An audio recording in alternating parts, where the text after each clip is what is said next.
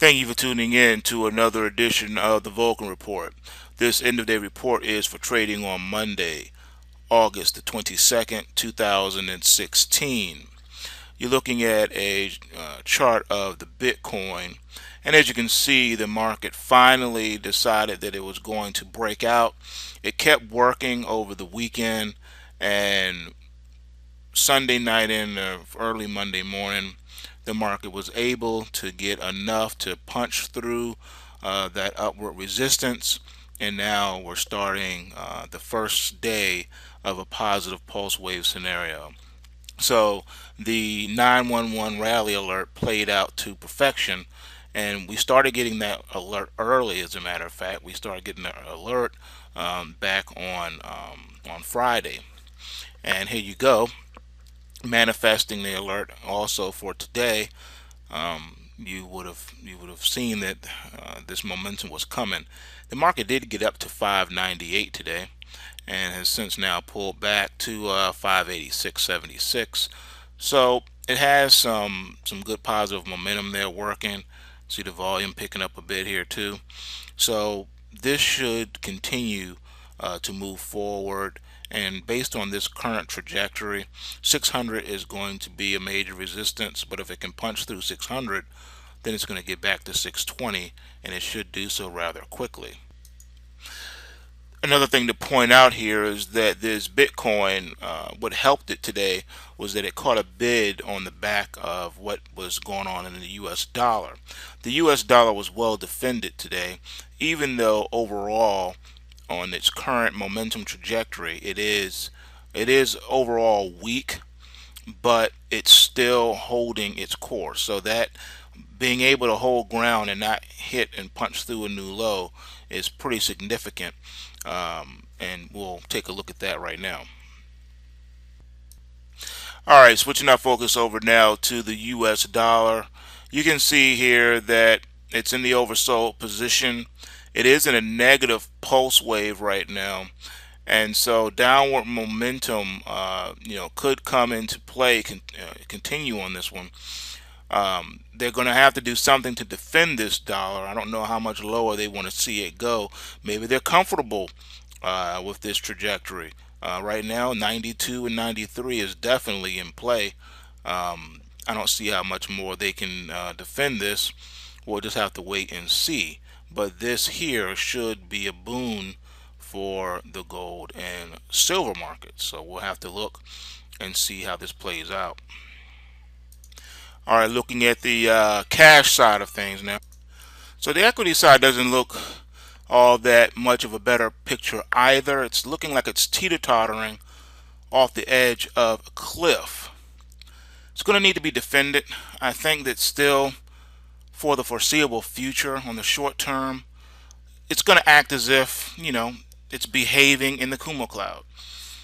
You really can't see it that well on this chart here, because this is a platform chart and not a system chart.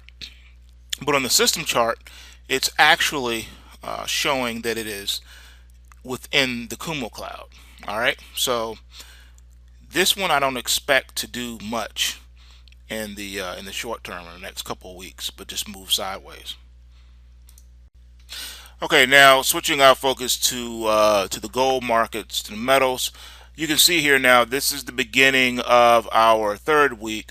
The last 2 weeks, just been Mexican standoff. Not a lot going on there. Just sideways, but holding strong and firm for this bullish overall market. Now, based on today's activity so far, it's lackluster, but it's nothing too significant. We're still flat on the momentum side, and the market is very well defended down to the 1282.10 price level.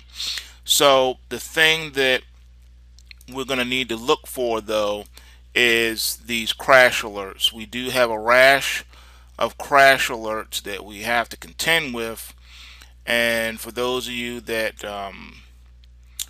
subscribe to the weekly pulse wave price triggers, you know exactly where those price triggers are and what we're watching and looking for this week.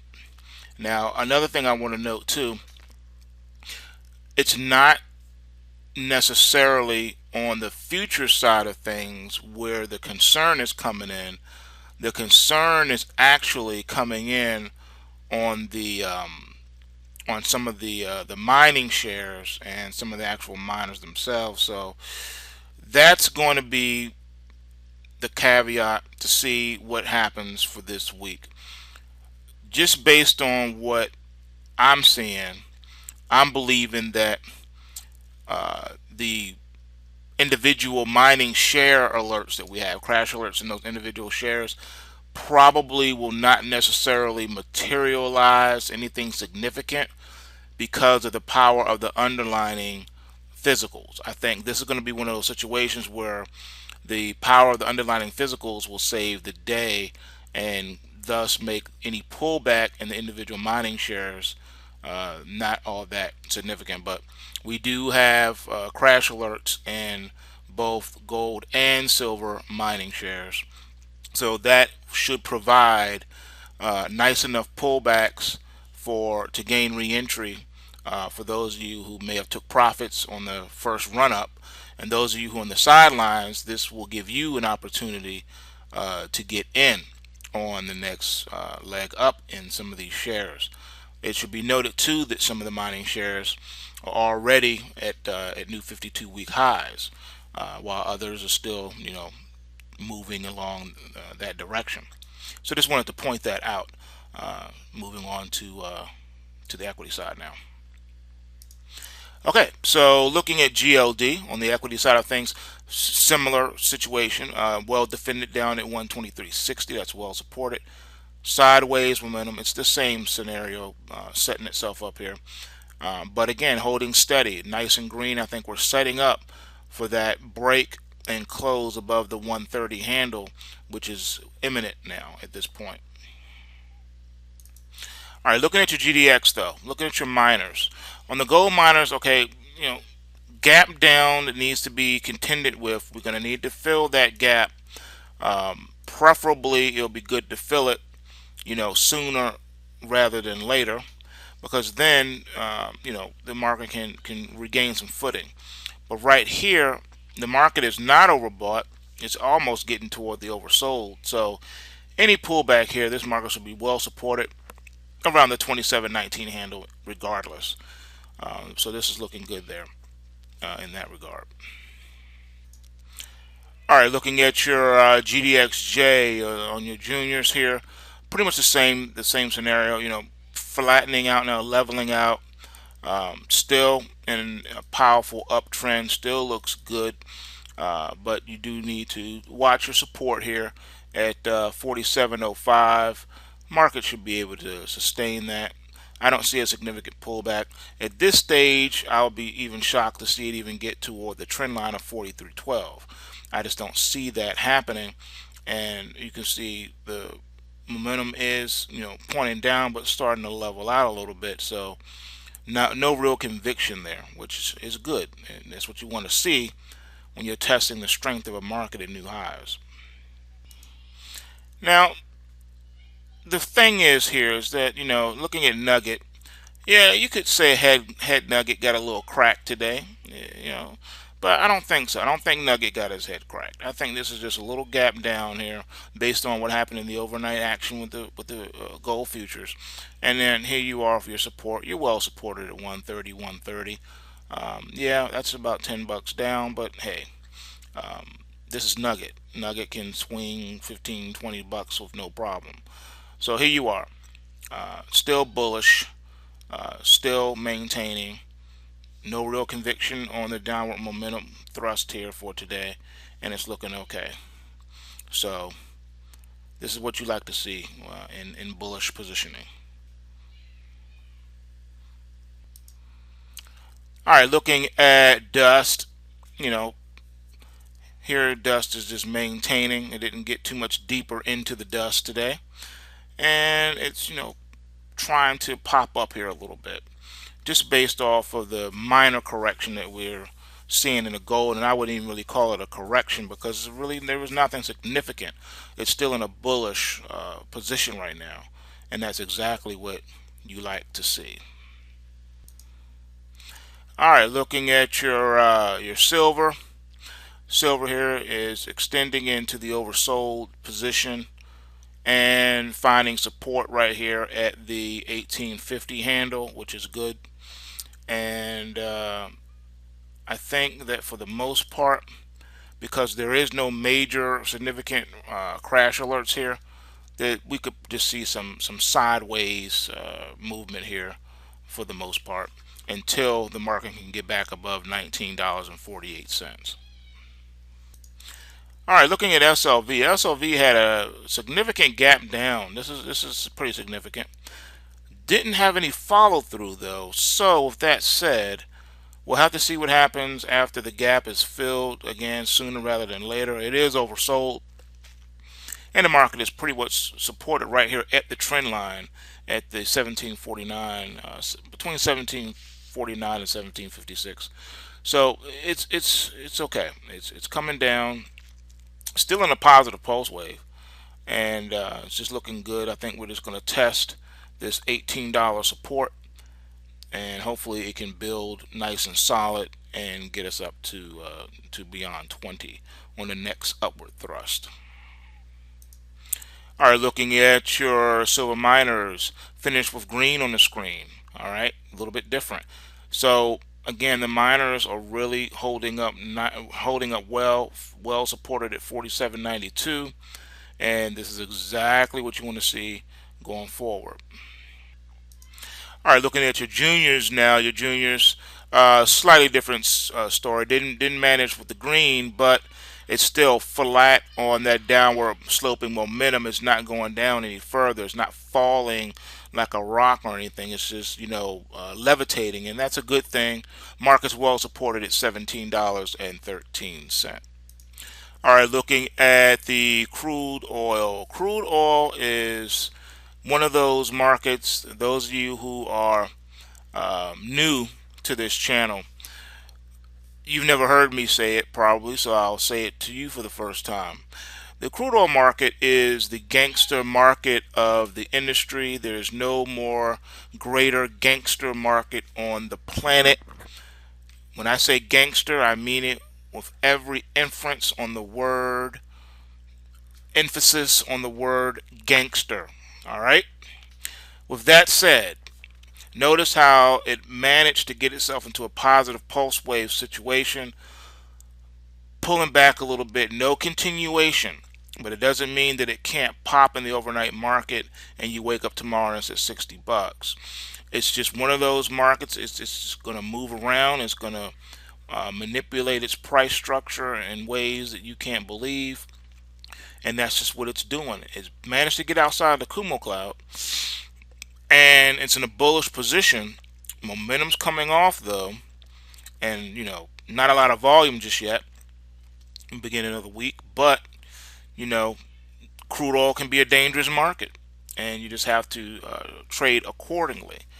And you want to also keep in mind too that any geopolitical events that are taking place right now could also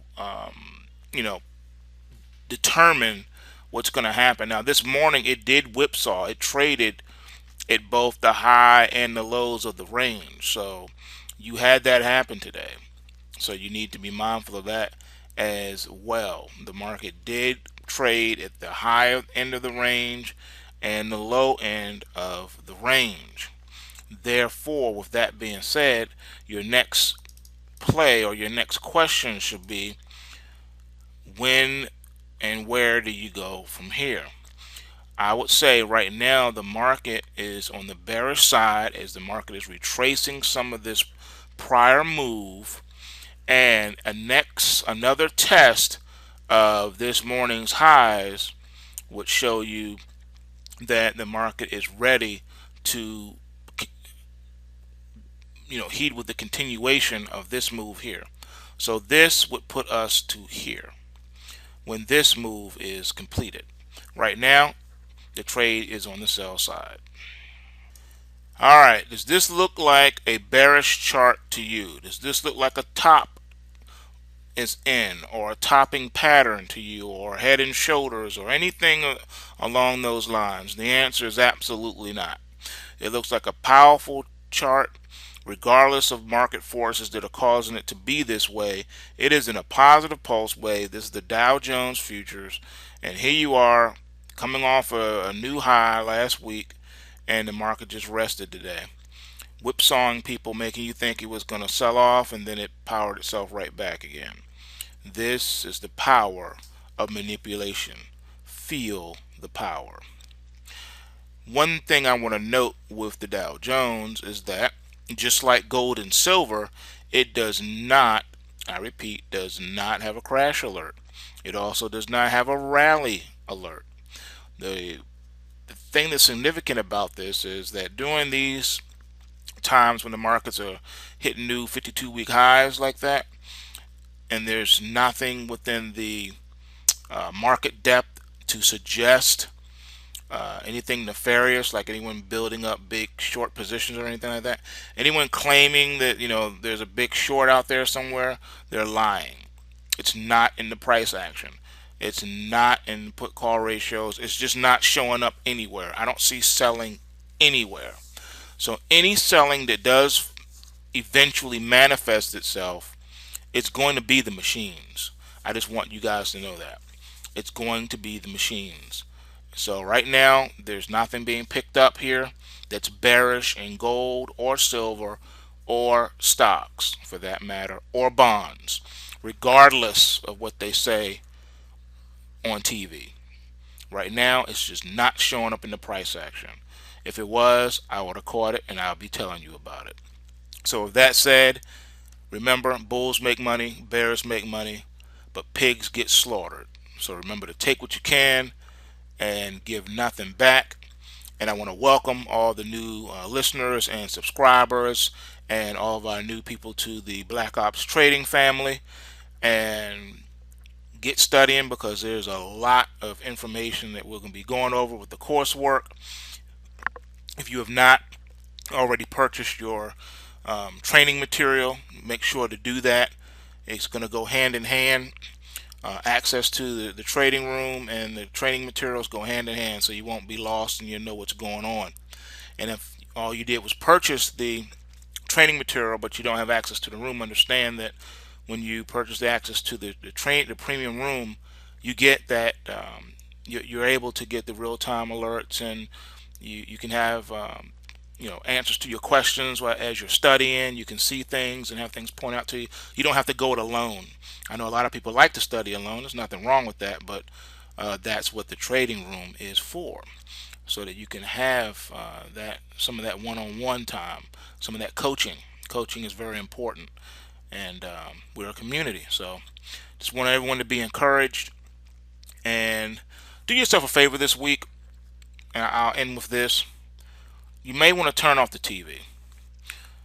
As we get closer and closer to the election, you're going to just hear more and more foolishness and nonsense, and all it's going to do is just distract you from your goals and personal objectives and get your mind off of where it needs to be.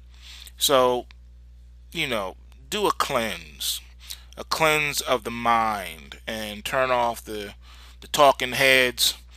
They'll be there when you get back.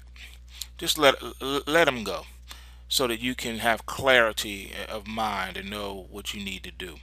All right, and with that, I'll say be encouraged. Until next time.